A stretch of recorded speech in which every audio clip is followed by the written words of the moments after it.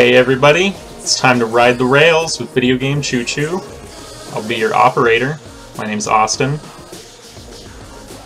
Hi, hey Austin. How's it going? Hey Ryan, it's going pretty good. Good. You ready good. to enter the Gungeon? I am absolutely ready to enter the Gungeon. So you wrote a review for this game, right? Yeah, that's correct. I'm doing Cool. a review for this. Cool. I really was looking into this game before it came out, but I did not end up playing it immediately. But I think I'll probably get it at some point. And everything I've seen looks pretty fun. So do you just want to kind of explain what we're doing here, what we've got going? Yeah, definitely. There's 4 characters you can play as. They all have kind of different starting loadouts. Sure. The convict, the hunter, I'm the pilot, and this guy's the marine. I tend to go with the pilot because he has a lockpick, and so sometimes you can open up chests without using up a key, and keys are pretty scarce. Alright. So, there's also this guy, the cultist, and he's how you activate co-op mode. It's local only, but he has like a loadout that's very co-op specific. He has that cookie that's shaped like a heart, which can revive your fallen comrade. Okay, so kind of like a support role then. Yeah. And then there's this guy. You can talk to him. You hunt monsters, and then he'll give you rewards. You actually have to save him. Pretty much everybody who you can interact with here in this opening area called the Breach, you have to save them from the Gungeon itself. This is the shop.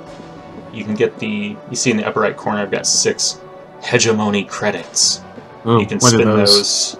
You get those when you kill bosses, and they're kind of a universal currency that carries over between games, because this is a roguelike. Yeah, of course. That's a good starting place. This is a roguelike. You can spend them to buy universal unlocks. I'm just going to get fat bullets. You can't really see what they do before you buy bullets. Have the bullets been eating donuts or something? You know, there's a lot of corruption in the hegemony. Is what I'm getting. There's not a lot of like story stuff. You know, you wouldn't expect there to be. I wouldn't imagine. So you're actually fighting anthropomorphic bullets. That's pretty good. Yeah. So these guys are the cult of the gun dead. There's a lot of puns in this game. That's good. The puns are good. And, you know, looks like they've got more jokes in this game than we've had on this video so far. So yeah, that's pretty accurate actually. Yeah. So this looks pretty fun. Does this play with you aiming your mouse cursor and firing, or is there some other kind of system for it? Yeah, if you want to play mouse and keyboard, you can do that. I'm playing with a gamepad. Okay. All right. I found that to be more fun. Sure. This game has a lot of controls, and trying to navigate a keyboard in this kind of game just seems like a fool's errand. Yeah, because I've heard a lot of comparisons of this game to other games, and I'll try to kind of refrain from constantly holding it up in regards to other stuff, but what I see of you playing it kind of reminds me a bit of Nuclear Throne. I don't know if you played that at all, but I actually I played Nuclear Throne for the first time the day before this came out. That's good, but I don't know, what I'm seeing of it, it kind of reminds me of that, you've got these brightly colored lasers, you're going around on this overhead kind of pixel 2D plane, and the thing I was getting about Nuclear Throne is that's a game where you move with the WSAD keys, and you separately control your cursor, and that aims where you fire, so I was just kind of wondering if it plays like that, or if it's a little bit different. Yeah, it's pretty much Nuclear Throne-esque controls, whether you play gamepad or mouse and keyboard. The main difference in the controls being, I think, Nuclear Throne doesn't have a dodge roll, unless you play as the character that does have one. Yeah, the fish. This game is by Dodge Roll Games, and there's a dodge roll. You're invincible. It's appropriate. Yeah, you're invincible when you're in the air, but you touch down and can't move for, a few frames. Yeah, and you're totally vulnerable there. So that's a payoff. Yeah, and I've actually found that to be kind of the most satisfying thing about this game is really making on-the-fly decisions about do I try to avoid the bullets with my, you know, kind of slow walking speed and weave between them? Or do I dodge roll and set myself up for potential disaster? Ugh. Yeah, I gotcha. I always enjoy games that, you know, really provide you that kind of strategy in a gameplay setting that initially seems, you know, excuse me, I wouldn't say initially seems limited, but initially seems pretty cut and dry and simple, but I think it's always refreshing in games like this to discover that there is kind of that much spur-of-the-moment strategy involved in it, so... Yeah, it's definitely a game about very fast decision-making. Sure, sure. So there's a dodge roll, you can weave between bullets, you can also kick over tables for cover. That's pretty cool. But the tables will get destroyed, like you just saw. Yeah. Well, hang in there. There's also blanks, which are basically smart bombs. Alright. They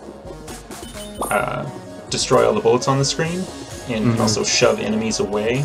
They don't cause any damage, as far as I know, but you can get upgrades that give them other effects.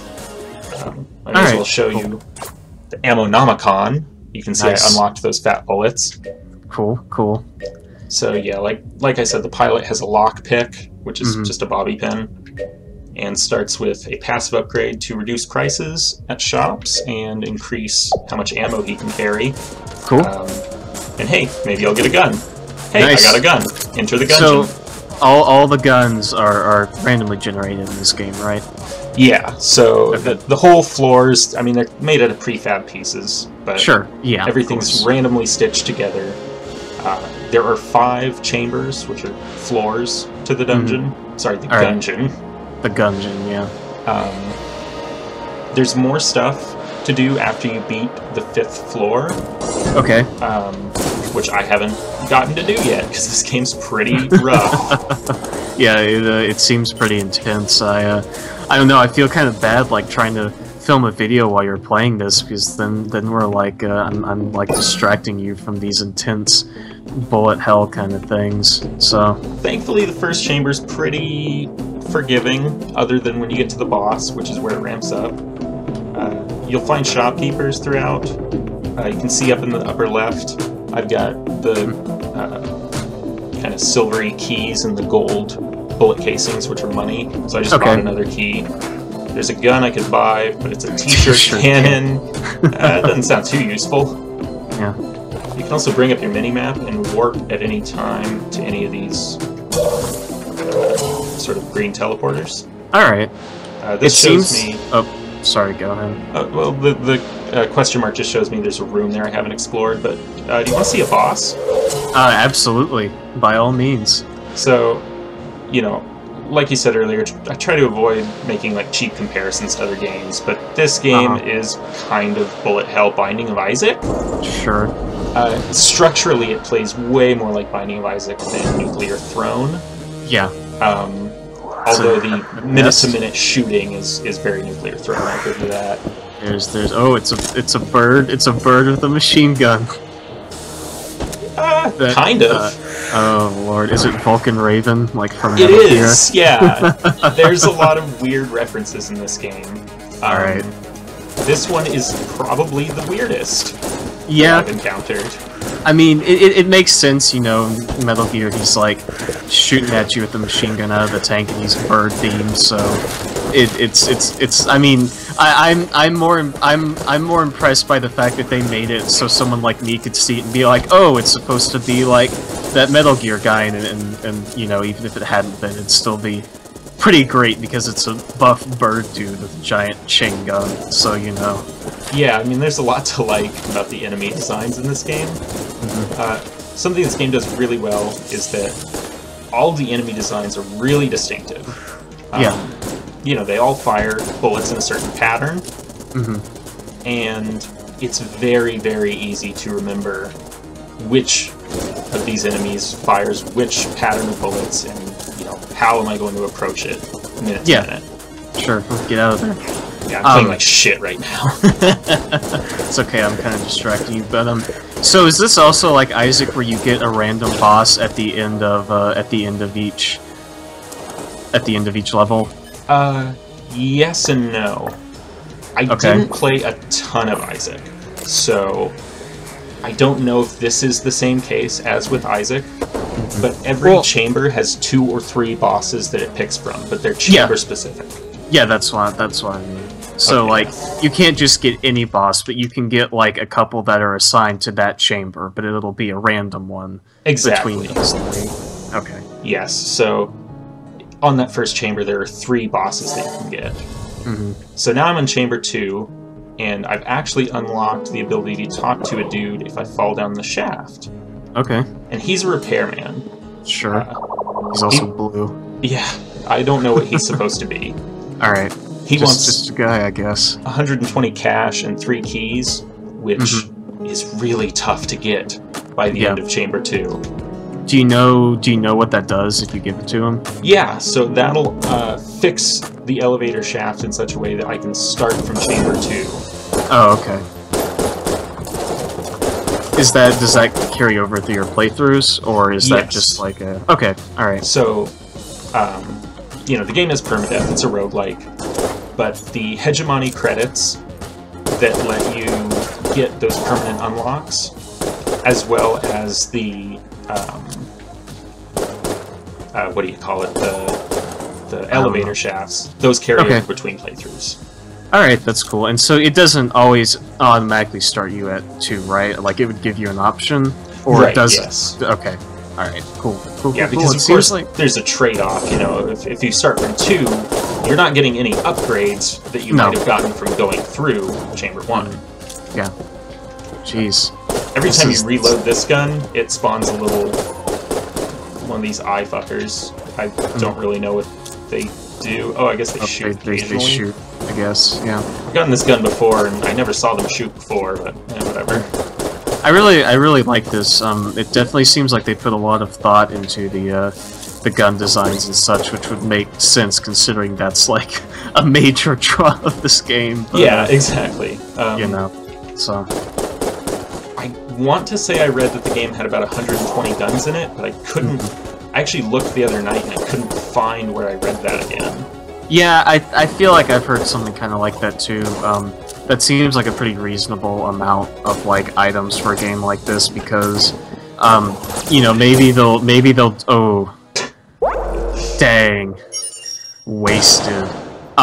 Maybe they'll do like with Isaac where they release like a DLC that has like a ton of items or something like that. So, but I don't know. This game seems pretty solid as is. So, I don't really know if it's anything they would ever put out expansions for. Yeah, I don't know. I mean, this is Dodge Roll's first game. Oh, really? So, yeah, actually, it would make sense if they wanted to kind of keep going with it for a while, but I don't really think the game really needs any DLC. It's got a pretty big wealth of content already. Yeah, it seems like it. And, like, I really like this game, if that's not obvious. Yeah. Yeah. I've spent a lot of time with it, and I'm going to keep spending time with it even now that the review's written. Like, it's really good. I do have some problems with it, but there's nothing irredeemable about this game. That's good to hear. My biggest problem... this room's kind of small, so it's not really as apparent. Some of the rooms are pretty big. Enemies will spawn off-screen and shoot you from off-screen. Yeah, that's kind of a hassle.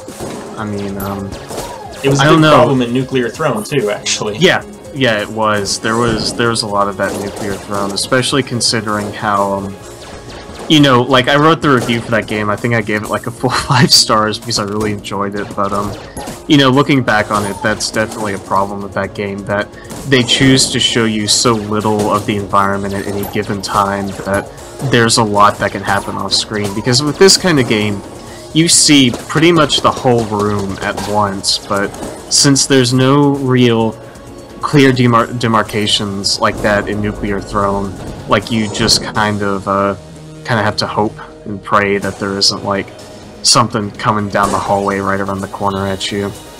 Yeah, I've definitely, like, taken hits and even died before from, like, shots that I didn't from enemies that I didn't know existed. Yeah.